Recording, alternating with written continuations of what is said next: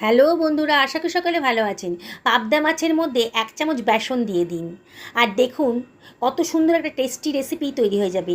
আপনারা কল্পনাও করতে পারবেন না এর টেস্টটা কতটা অসাধারণ হয়েছে। পাবদা মাছগুলোকে ভালো করে জলে ধুয়ে কেটে পরিষ্কার করে রেখেছি। এর মধ্যে দিয়ে দিলাম 1/2 টেবিল চামচ মতো লবণ, 1/4 টেবিল চামচ হলুদের গুঁড়ো, আর দিয়ে দিচ্ছি 1/4 টেবিল চামচ লঙ্কার গুঁড়ো। এইবার এর ভেতরে দিয়ে দিচ্ছি 1/2 টেবিল চামচ সর্ষের তেল, আর দিয়ে দিচ্ছি সেই স্পেশাল উপকরণটা 1 টেবিল চামচ বেসন। এবারে মশলাটা মাছের সঙ্গে খুব ভালো করে মাখিয়ে নিলাম। পাবদা মাছ তেলে দেওয়ার সময় খুব ফাটে, বেসনটা দিয়ে দেন যদি, তাহলে কিন্তু মাছগুলো কম ফাটবে আর খুবই টেস্টি হবে। মাছগুলো সহজে ভেঙেও যাবে না। পাবদা মাছ খুবই নরম, খুব সহজেই ভেঙে যায়। বেসন দিয়ে রান্না করুন, দেখবেন টেস্টিও হবে আর সহজে ভেঙেও যাবে না। আমি কতগুলো ছোটো সাইজের বেগুন নিয়েছি। বেগুনের মাথার দিকটা কেটে নিলাম, কেটে বেগুনটাকে আমি দেখুন মাঝখান দিয়ে কেটে নিলাম, নিয়ে আবারও সাইড দিয়ে কেটে নিচ্ছি, মাঝখান দিয়ে কেটে নিচ্ছি, মোট 4 ভাগে কেটে নিলাম। বোটার দিকটা কিন্তু জুড়ে রেখেছি। এইভাবেই বেগুনগুলো কেটে নেব। অসম্ভব টেস্টি একটা নতুন স্বাদের রেসিপি আজকে তৈরি হতে চলেছে। এই রেসিপিটা অনেকের কাছেই কিন্তু অজানা। দেখুন বেগুনগুলোকে আমি কীভাবে কাটলাম। বোটার দিকটাও একটু কেটে দিচ্ছি, বোটাটা অনেকটা বড় ছিল, এই জন্যে বোটার দিকের অংশটা একটু কেটে বাদ দিয়ে দিলাম। এইভাবে সমস্ত বেগুনগুলোকে আমি কেটে নেব। কাটা হয়ে গেছে।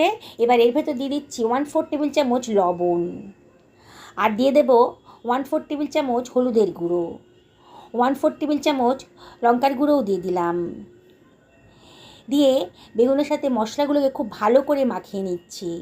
প্রতিটা বেগুনকে ধরে ধরে ভালো করে মশলার সঙ্গে মাখিয়ে নিতে হবে, তাহলে কিন্তু রান্নাটা টেস্টি হবে। অসম্ভব স্বাদের একটা রেসিপি আজকে তৈরি হতে চলেছে। আপনারা যদি একবার এইভাবে বানিয়ে খান না, বারে বারে কিন্তু পাবদা মাছ এলেই মনে হবে এইভাবে বেগুন দিয়ে বানিয়ে খাই, এতটাই টেস্টি।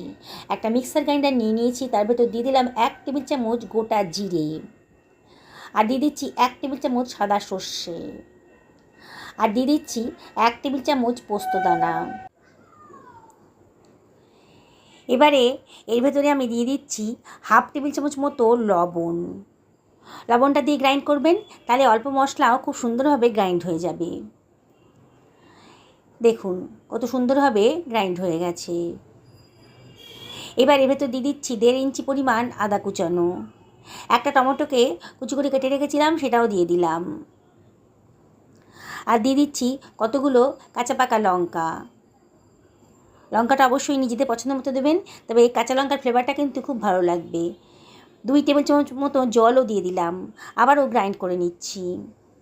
দেখুন কত সুন্দর একটা স্মুথ পেস্ট তৈরি হয়ে গেছে। সরিয়ে রাখলাম। একটা কড়াই গরম করতে দিয়ে দিয়েছি, কড়াইয়ের ভেতর দিয়ে দিচ্ছি 2 টেবিল চামচ সর্ষের তেল। আজকে রান্নাটা সর্ষের তেলে করলেই বেশি ভালো লাগবে। এবার এর ভেতরে দিয়ে দিচ্ছি ম্যারিনেট করা মাছগুলো। সবগুলো একসাথে ভাজতে পারবো না, একটু বেঁচে বেঁচে ভাজতে হবে। একটা পোর্শন হয়ে গেছে, মাছটাকে উল্টে আবার এটাকে ভালো করে ভেজে নিচ্ছি।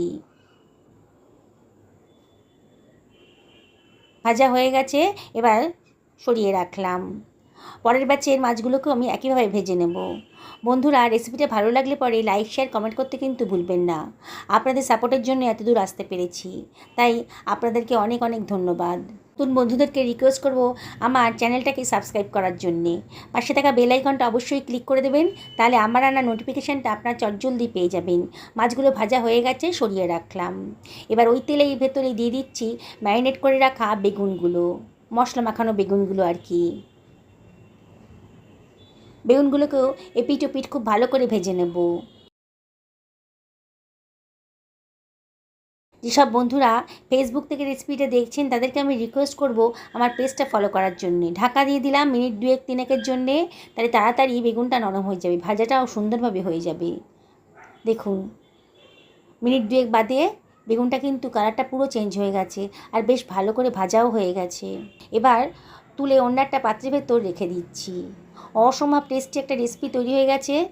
এতটা টেস্টি না, দেখবেন এটা দিয়ে কিন্তু 1 থালা গরম ভাত আপনি খেয়ে ফেলতে পেরেছেন।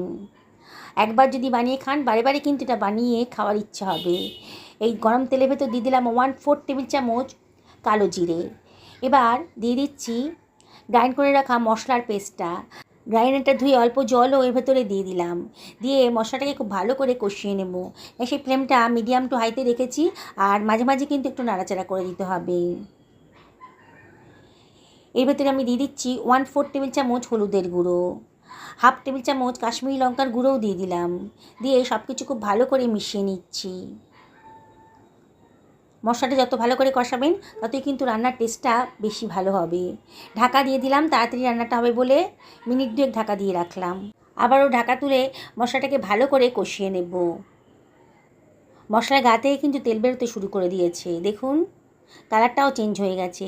এইবার 2 টেবিল চামচ মতন দই আমি ভালো করে ফেটিয়ে রেখেছিলাম, গ্যাসের ফ্লেমটা লোতে রেখে দইটা দিয়ে দিলাম, বাটি ধুয়ে অল্প জলও দিয়ে দিলাম, দিয়ে আবারও সব কিছু খুব ভালো করে মিশিয়ে নিচ্ছি।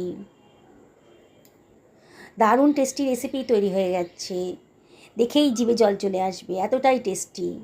1/2 চামচ মতো চিনি দিয়ে দিলাম, চিনিটা অপশনাল, তবে দিলে পরে কিন্তু রান্নার টেস্টটা খুব ভালো আসবে। আবারও মশলাটাকে খুব ভালো করে কষিয়ে নিচ্ছি, দেখুন। এইবার মশলাটা খুব ভালো করে কষানো হয়ে গেছে যখন, তখন ভেজে রাখা বেগুনগুলো আমি এর ভেতরে দিয়ে দিচ্ছি।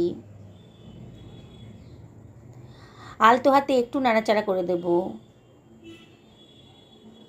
দেখুন আমি কীভাবে রান্না করছি, একবার কিন্তু আপনাদের এটা বানিয়ে খেয়ে দেখতে হবে, তাহলেই বুঝতে পারবেন এর টেস্টটা কতটা অসাধারণ হয়েছে।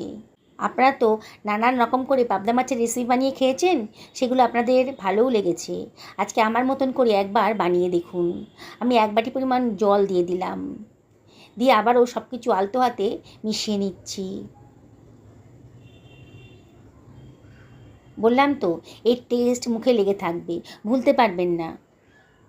এবার কাঁচা পাকা লঙ্কা কতগুলো চিড়ে রেখেছিলাম দিয়ে দিলাম, আর 1/2 টেবিল চামচ মতো লবণও দিয়ে দিলাম। টেস্ট করে দেখে মনে হলো যে লবণটা একটু কম আছে, সেই জন্য লবণটা দিয়ে দিলাম। অবশ্যই টেস্ট করে দেখবেন। এবার ভেজে রাখা মাছগুলো এর ভেতরে দিয়ে দিচ্ছি, দিয়ে আলতো হাতে সব কিছু ভালো করে মিশিয়ে নিলাম। দেখুন বন্ধুরা, কতটা লোভনীয় রেসিপি তৈরি হয়ে গেছে। এই রেসিপি থাকলে আর কি চাই, এটা দিয়েই খাওয়া হয়ে যাবে। ঢাকা দিয়ে মিনিট 2 লো ফ্লেমে রান্না করে নেব। 2 মিনিট বাদে কালারটা শুধু দেখুন কতটা লোভনীয় হয়েছে। এবারে এর ভেতরে দিয়ে দিচ্ছি 1/2 টেবিল চামচ মতো সর্ষের তেল। কাঁচা সর্ষের তেলের গন্ধটাও কিন্তু দারুণ সুন্দর লাগবে, টেস্টিও হবে। আমি কোনো গরম মশলা কিন্তু দিলাম না, সর্ষের তেলের গন্ধটাই কিন্তু খুব ভালো লাগবে। গ্যাসের ফ্লেমটা অফ করে এবার আমি একটা সার্ভিং প্লেট এটাকে সার্ভ করে দিচ্ছি। 1 থালা ভাত কি একটু ভাত বেশি খাওয়া হয়ে যাবে, এরম ধরনের রেসিপি যদি থাকে দেখবেন ভাত দুমুঠো বেশিই খাবেন। আবারও রিকোয়েস্ট করব একদিন বাড়িতে বানিয়ে ফেলুন। সুস্থ থাকুন, ভালো থাকুন, নমস্কার নেবেন।